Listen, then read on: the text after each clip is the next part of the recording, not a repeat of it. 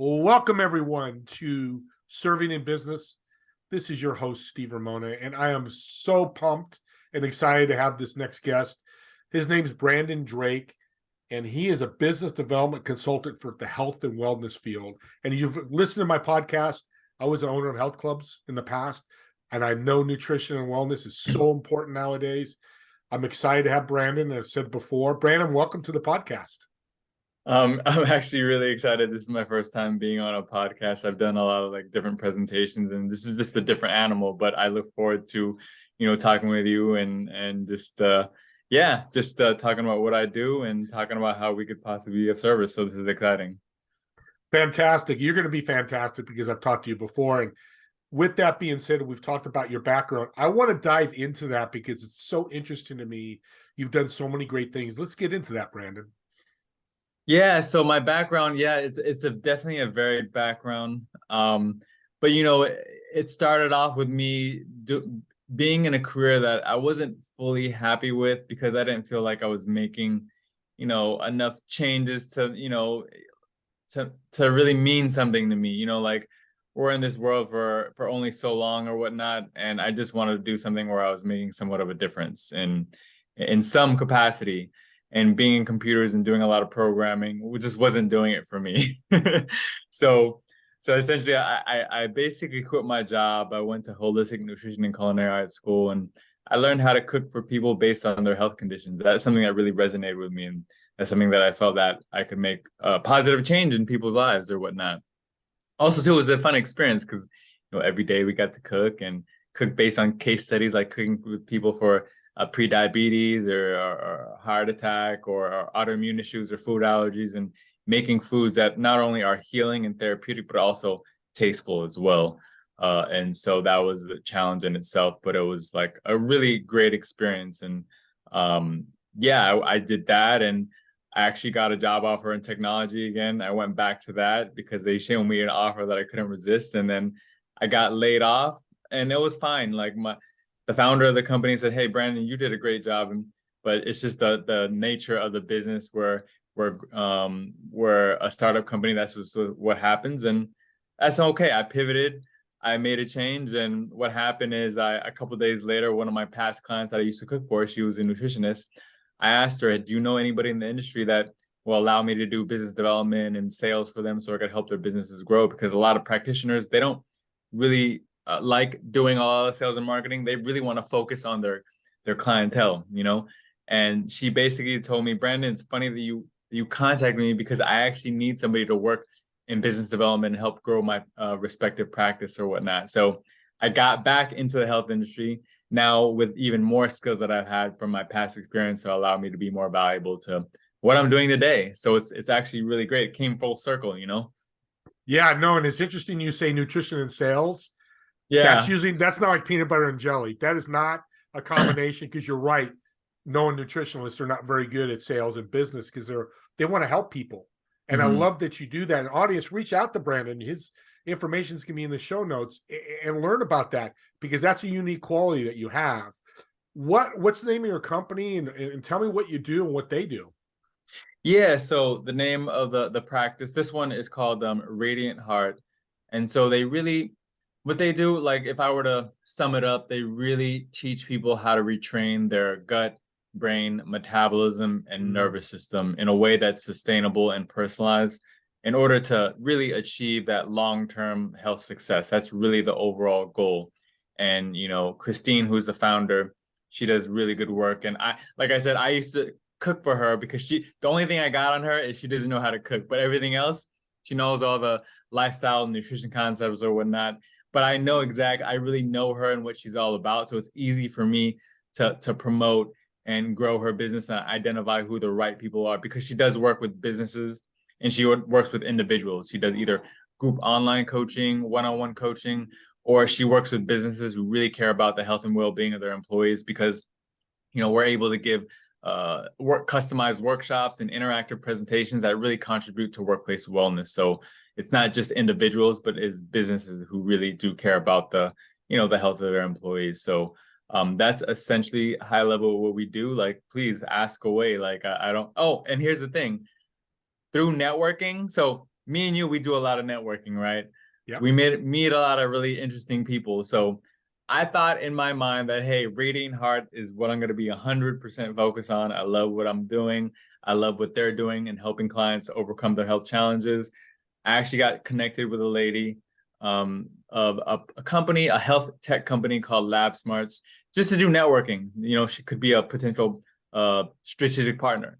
You know, I didn't think anything of, I just thought about that, just the positivity about like really connecting with other health professionals.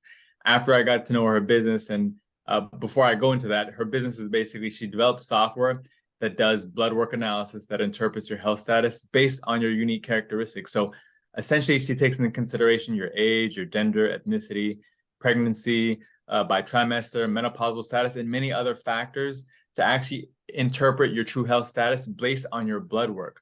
And there's no other, I guess, services that do that. And so I said, wow, that's a really valuable service, Marianne. And I basically just straight up asked her, hey, could I do business development for you in sales to help grow your business? Because I think what you do is very valuable. And she said the same thing. Brandon, I'm so happy that somebody has asked me that, because I'm focused on everything. Like, she does some of the programming development, some of the upgrades to the software, and she's doing the sales as well. And she was stretching herself thin. And she says, Brandon, you're somebody that I really need to help me do this. And here's the other thing. We've networked through somebody that knows both of us. We found out that we both went to the same schooling, Bowman College in Berkeley, Northern California. She was in the nutrition program. I was in the culinary program. She was there about a couple years before me. So like the universe was like just telling me like, hey, Brandon, connect with these positive people. And I didn't expect to work in business development for another company. I just thought I was going to be solely focused on Radiant Heart. But they both complement each other, because one is more focused on the coaching and nutrition and lifestyle side. The other one is more of the data, the analytics, but truly interpreting your health status based on your blood work. So they both complement each other. So I'm happy that I get to represent this practice and this company, because they both believe in taking a personalized approach to health, you know, in different ways, you know. So yeah. That's awesome. You said two really important things, listeners, you need to understand. And I'm going to go over it. So one thing you said, company wellness. So we're going to have small business owners and maybe managers on here as listeners. I know the importance, but talk briefly the importance of company wellness. Yeah. So a lot of times when I'm talking to a lot of the decision makers in businesses, usually they're HR managers or directors, like I always ask them, you know, what are some of the reasons why they've decided that they want to implement some type of wellness program or upgrade their existing wellness program or whatnot. There's a couple of reasons. One is if they believe that if they have healthier employees, they have more productive employees, happier employees, you know, that's where everybody's winning. Like, they're going to increase their bottom line. They're going to have happier employees. And also, too, the other thing is they're going to improve their retention rate. One of the main things is like, we want to implement something that'll allow our employees to know that we really do care about them and going to influence them to want to stay with us. And one way to do that is to implement a customized wellness program that fits their needs. And it shows to the employees that, hey, this company really cares about me. I want to stay with them for a while. So that's one of the main reasons, not on top of the increasing the bottom line, but also to having happier employees. Because look, it's actually more expensive to hire a new employee than it is to keep your existing employee. So there's many different reasons why a business owner or a company would want to make sure that they improve their employee retention. There's so many different positive reasons. Healthy employee retention, increased revenue. Like, there's so many different things. So yeah, everybody wins on both sides. Like, Exactly. you know. And it's interesting, Brandon. You mentioned bottom line. We gloss over that, but remember, we're in business. Listeners, you're out there in business. If we can increase your bottom line and you're giving back and serving in business, which was what Brandon does, it's a huge difference, because COVID taught us that lesson, Brandon. You don't take care of your bottom line, you're going to be gone. And we don't want that to happen.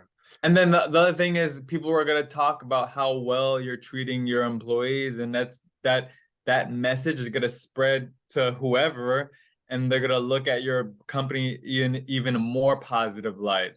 So that even brings more positive, I guess, news about who you truly are as a business. So yeah, it's yeah, like I said, everybody's winning. There's so many benefits that come out of it, you know.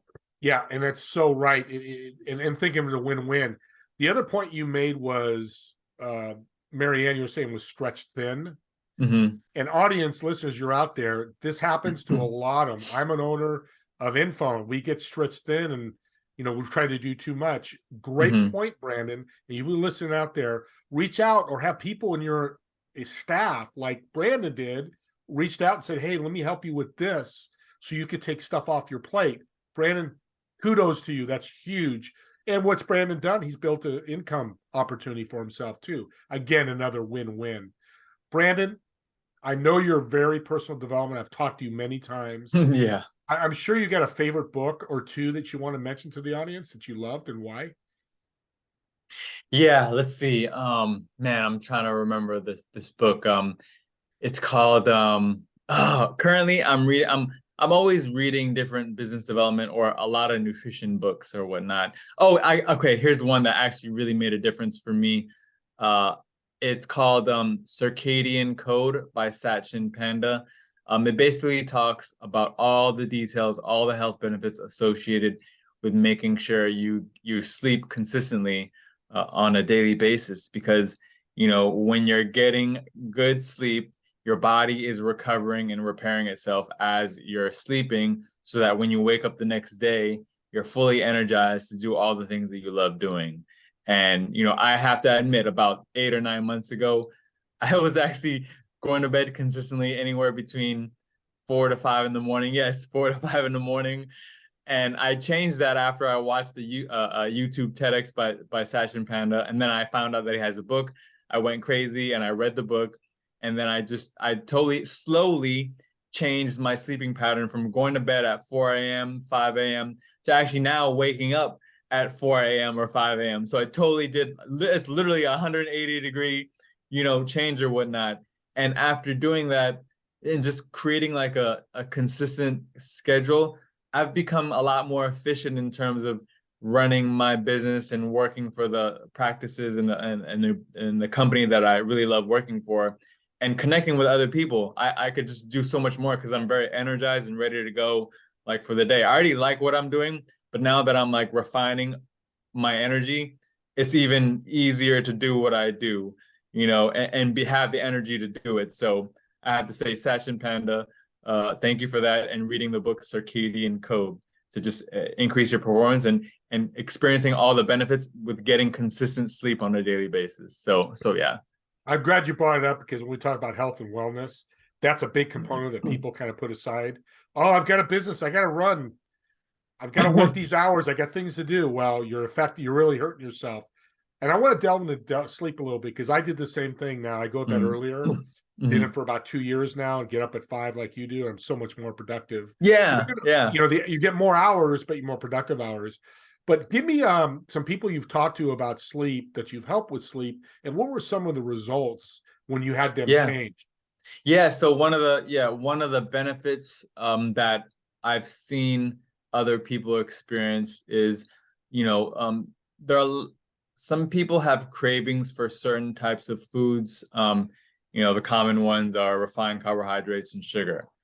And so, there's many different ways to tackle that particular issue, but one of the ways is actually making sure you get consistent sleep, because if you're not getting consistent sleep, consistently, what happens is your hormones become imbalanced. And one of the hormones that actually is impacted by not getting good sleep and not getting consistent sleep, it's called leptin. It's your hunger hormone.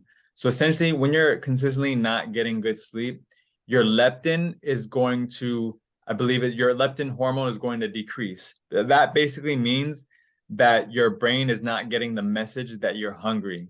So when you're not consistently not getting enough sleep, leptin hormones decrease.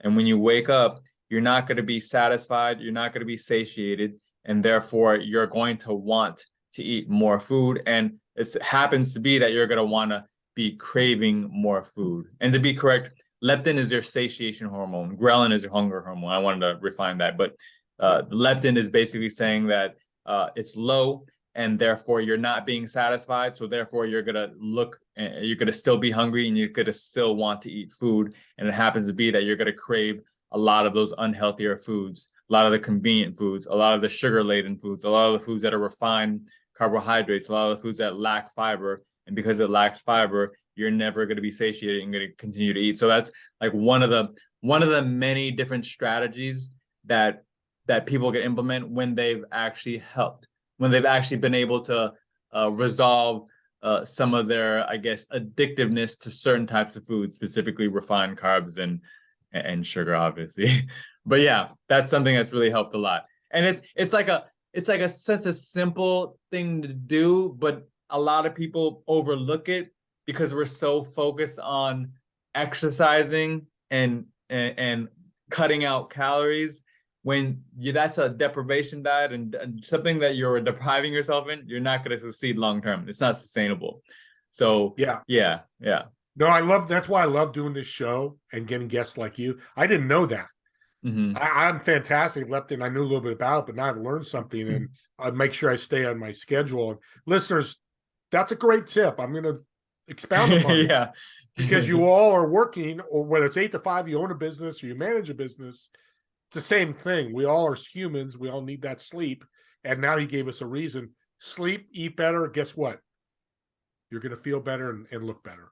And if you sleep better, you are naturally going to eat better, because having enough sleep is not going to make you crave unwanted, sugars and refined carbs. So that's one of the contributing factors to people saying that, oh, I have a sweet tooth, or I just can't stop eating refined carbs and sugar. Well, you have to look at one of the many different factors that can cause that is not getting enough sleep and being very consistent in your day. So and as a business owner, we have to be consistent on our day. We should really draw the line in being consistent with our day, so to make sure that we do get that sleep, Well, I'm jealous of you, Brandon, because you're a cook. I like to cook. I'm not that good. I'm learning, but I think this is important. I think it's a component for better health, better nutrition, is cooking for yourself. Going out to fast food or restaurants, every once in a while enjoying is okay. But my wife loves to cook. She's awesome, which is great, but she's busy as well. And I like to cook. I'm not a great cook, but I'm getting better. Let's talk about that real quick.